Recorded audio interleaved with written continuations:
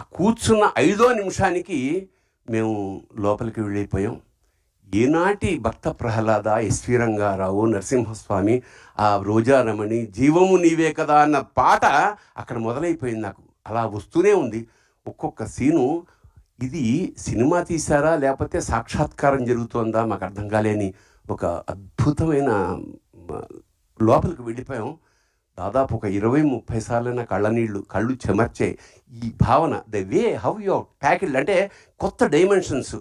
ఇప్పుడు ఇందాక అమ్మాయి చెప్పింది మా యాంకర్, వాడిని విష్ణు ఎత్తుకోవడం వరకు ఆ కళ్ళల్లో ఆయన చూపించిన ఆర్ద్రత నిజంగా విష్ణువు అంటే తప్పకుండా మనకి దర్శనం అవుతుందా అని మేము జన్మజన్మలు ఋషులు తపస్సు చేస్తే ఎలా వస్తుందో అలాంటి ఒక గొప్ప తపస్సు చేశాడు అశ్విని.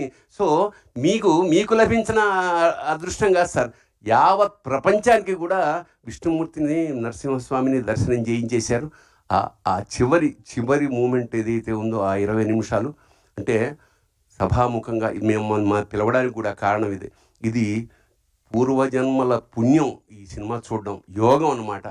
ఖచ్చితంగా ఒకసారి కాదు, ఎన్నిసార్లు మేము చూడాలో నాకే తెలియట్లేదు. ఎన్నిసార్లు చేసినా కొత్త ఎక్స్పీరియన్స్. ప్రతి క్షణాన్ని ఈ మధ్యకాలంలో ఎంజాయ్ చేసిన పరిపూర్ణమైన సినిమా ఇది. ఆ గ్రాఫిక్స్, జనరల్గా ఏమిటంటే గ్రాఫిక్స్లో చాలా రకాల లోపాలు ఉంటాయి, కానీ ఇక్కడ ఏమంటే ఆ భావాలతోటి, వాళ్ళ కదలికలతోటి, ఆ డీటెయిల్స్ తోటి, ఆ కళ్ళల్లో ఉండే కరుణతోటి మొత్తం కబ్జా చేసేసారు మా మనస్సులు, హృదయాలు ద్రవించేసాయి. ఇంకా చివరికి ఇది మహావతారం ఎందుకని పెట్టారా, అవతారమే కదా అంటే నిజంగా అంత పెద్ద నారసింహుణ్ణి నా జీవితంలో చూశారు. కానీ స్క్రీన్ అంతా నిండిపోయి విశ్వరూప సందర్శనం ఏకకాలంలో ఎలా జరిగితే ఎలా ఒళ్ళు గగరు పుడుతుందో అలా ఒక ఉద్వేగానికి లోనైపోయాం. నిజంగా ఇది రసాత్మకం, కళాత్మకం.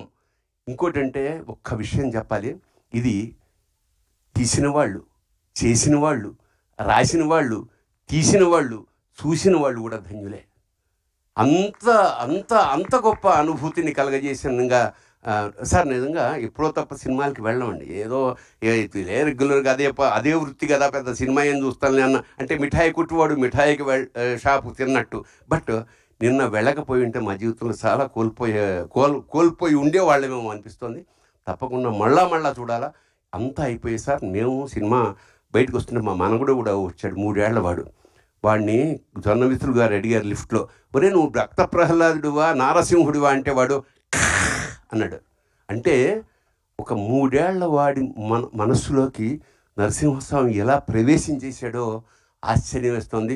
ఈ సినిమా సార్ మీరు 2 ఏళ్ళకి ఒకసారి ప్లాన్ చేస్తున్నారు కదా, I think that will run for 2 years sir continuously.